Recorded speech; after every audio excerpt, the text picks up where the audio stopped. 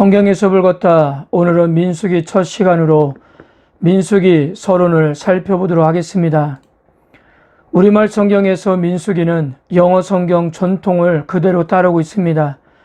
영어 성경은 라틴어 불가타 성경과 헬라어 70인역의 표기를 따르고 있는데요. 민수기는 라틴어 성경에서 누메리라고 부르며 70인역에서는 아리스모이로 호칭하고 있는데요. 둘 다 숫자라는 뜻입니다. 즉 숫자들의 책이라는 의미예요.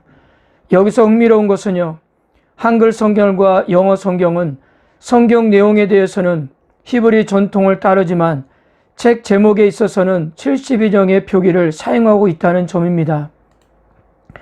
그런데 히브리 전승은 두 가지로 책 이름을 지었습니다. 우선 마소라 계열의 선 사본들은 그가 말씀하셨다, 바여 다베르라는 제목을 붙였습니다. 히브리 사람들은 책 이름을 정할 때 가장 첫 단어를 제목으로 사용했습니다. 민수기는 그가 말씀하셨다, 바여 다베르라는 단어로 시작하니 그걸 책 이름으로 붙였던 것입니다. 반면에 미드라시나 하가다 전승은 조금 달랐습니다. 미드라시는 기본적으로 주석을 뜻하기 때문에 책 이름을 붙일 때도 해석적인 걸 의식했던 모양입니다. 그래서 제목을 광야에서 베밋 바르로 이렇게 불렀습니다. 이스라엘 백성이 애굽에서 나온 후에 광야에서 40년을 살았는데 그때 생긴 일을 기록한 책이라며 이름을 그리 불렸던 것입니다. 그리고 현재 대부분 사람들도 이 이름이 책의 내용과 더 잘 어울린다고 그렇게 생각합니다. 자, 그렇다면 성도 여러분, 민수기가 저역된 지 수천 년이 지난 오늘날 우리 그리스도인에게 무엇을 말씀하고 있는 것일까요? 민수기는 무엇보다도 하나님의 신실하심을 증언하는 책입니다. 아브라함은 너를 큰 민족이 되게 하겠다는 하나님의 말씀을 믿고 노년의 가나안 땅으로 이주했습니다.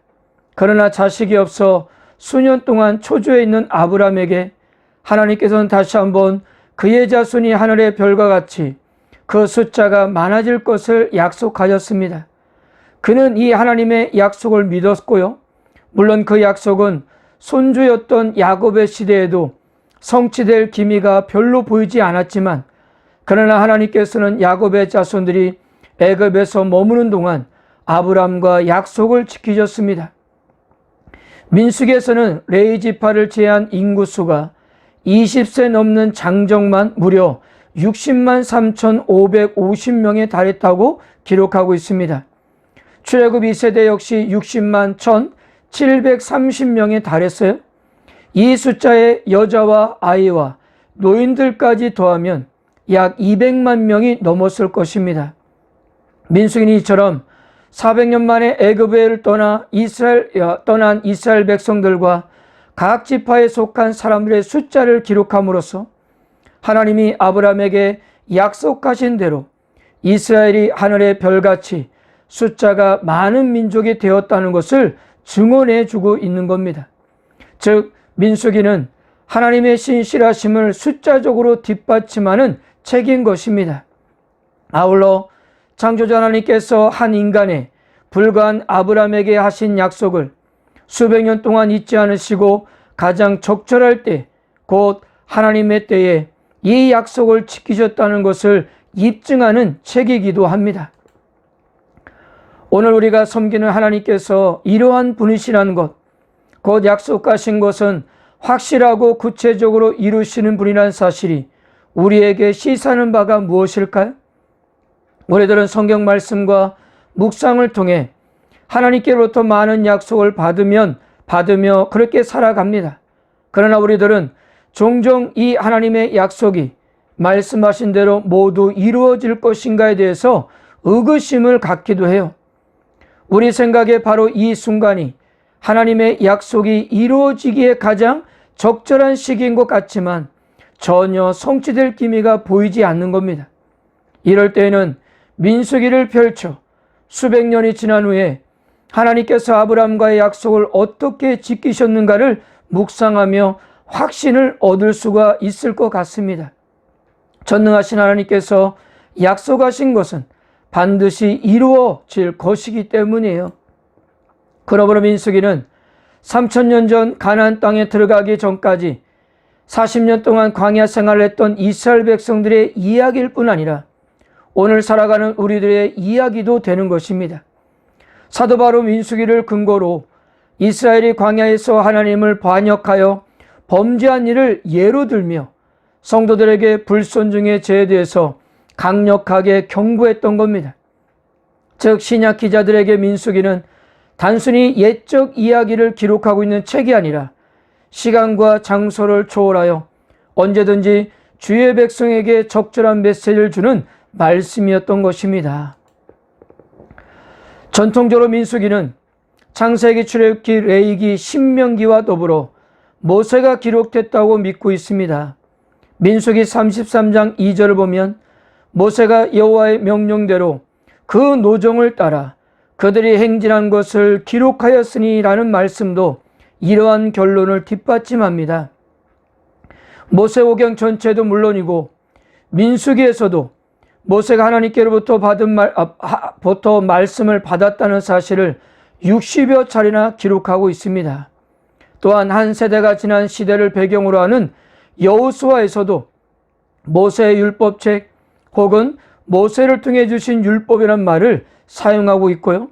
신약에서도 민수기를 포함한 오경이 모세가 기록했다는 사실을 증언해주고 있는 것입니다. 민수기 역시 다른 책들과 마찬가지로 다양한 주제와 신학적 메시지를 담고 있습니다. 이 중에 서론 부분으로 주요 주제만 같이 나누도록 하겠습니다. 첫째, 광야입니다. 민수기 1장부터 36장까지는 38년의 광야 생활을 배경으로 진행되고 있습니다. 책이 시작할 때 이스라엘 백성들은 시내 광야에 있었으며 책이 끝날 무렵에는 모압 광야에 머물고 있었습니다. 모세오경 중에서 가장 긴 시간에 이스라엘 역사를 정리하고 있는 책이 바로 민수기인 것입니다. 출애굽에서 가나안 정복에 이르는 이스라엘 여정을 돌아볼 때 야곱의 후손들이 하나님의 백성으로 태어나는 것은 광야에서 있었던 일이었습니다. 즉 광야는 이스라엘이 민족으로 출범하는 장소였던 거예요. 이러한 차원에서 이스라엘 진영과 리더십 구조에 대해서 묘사하는 1장에서 10장은 민족으로 발돋움하는 이스라엘의 모습을 긍정적으로 표현합니다. 광야는 이스라엘의 노예 신분에서 약속의 땅의 주인으로 변화되는 과정의 전환점에 있는 거예요. 마치 우리가 예수님을 구주로 영접하면서 사탄의 지배하는 나라를 떠나 하나님 나라를 향하여 가는 것처럼 말입니다. 그러나 광야는 결코 이스라엘이 정착할 땅이 아니며 잠시 머물 수밖에 없는 험하기 이를 데 없는 땅이었습니다. 하나님께서는 이러한 열악한 상황에서 그들이 얼마나 하나님을 의지한지를 시험하셨습니다. 즉 가나안 땅에서도 여호와에 대한 신앙을 지키며 살 수 있을 것인가를 테스트해 본 기간이었던 거예요. 안타깝게도 이스라엘 백성들은 이 시험에 반역과 불신을 거듭하며 한마디로 대실패를 하게 됩니다. 유감스럽게도 이러한 이스라엘의 실패는 이들이 약속의 땅에 들어가서도 신앙을 지키며 살아가기가 쉽지 않다는 것을 우리에게 암시해주고 있는 것입니다. 둘째, 약속의 땅입니다. 가나안 땅은 이스라엘 백성이 거하고 있는 광야와는 전혀 다른 곧 안식, 평안, 풍요로움을 예고하는 땅이었습니다. 그런데 광야 여정 도중에 그들은 불행하게도 이 땅을 누릴 수 있는 첫 번째 기회를 스스로 포기했어요. 아무리 가나안 땅이 그들의 선조 아브라함에게 이미 약속된 땅이라 해도 이들이 하나님께 불순종하는 한 들어갈 수가 없었던 것입니다.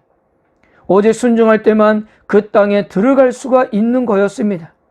다행인 것은요, 하나님은 순종하는 출애굽 2세대에게 이 땅을 약속하셨으며 하나님을 믿지 못한 출애굽 1세대의 죗값이 어떠했는가를 직접 체험했던 2세대는 약속의 땅에 입성할 날만을 열망하며 믿음과 순종으로 광야 생활을 이겨냈던 것입니다. 셋째, 하나님의 임재입니다. 민수기에서 가장 돋보이는 것은 하나님이 꾸준히 이스라엘과 함께 한다는 사실이었습니다. 자, 우리가 이제부터 보겠지만요, 이스라엘은 광야에서 조금이라도 이 의식주의 문제가 생기거나 불편하면 언제나 하나님을 원망했습니다. 솔직히 이러한 행동을 이해한다는 것은 쉽지 않습니다. 만일 이 민족이 영원히 광야에서 살아야 한다면 그들의 불편한 생활 여건에 대해서 불만을 토로하는 것에 대해서 어느 정도는 이해할 수 있었을 것입니다. 그러나 그들의 광야 생활은 적과 끓이 흐르는 약속의 땅으로 가기 위해서 잠시 거쳐야 할 단계였을 뿐이었습니다. 그런데도 그들은 거침없이 불만을 토로했습니다. 마치 광야에서 영원히 살라고 한 것처럼 말이에요. 그들이 애굽을 떠난 근본적인 목적은 약속의 땅에 가는 것이었는데요, 약속의 땅을 눈앞에 두고도 그들은 하나님을 원망했던 것입니다. 그런데도 하나님은 끝까지 이들을 떠나지 않으시고 함께 하시며 보살펴 주셨습니다. 그리고 하나님은 자신이 이스라엘과 함께 한다는 사실을 물리적인 현상으로도 보여주셨어요.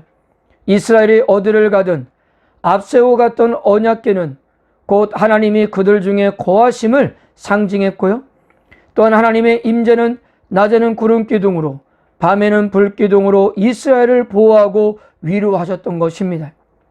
솔직히요, 이스라엘 백성들은 민수기에서도 많은 죄를 지었습니다.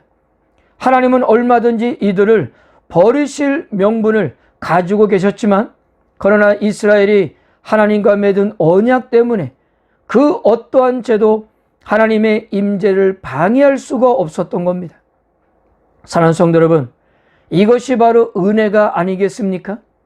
이 점에서 볼 때 민수기는 변함없고 무조건적으로 성도들과 함께 하시겠다는 하나님의 약속에 대하여 증언하는 책인 것입니다.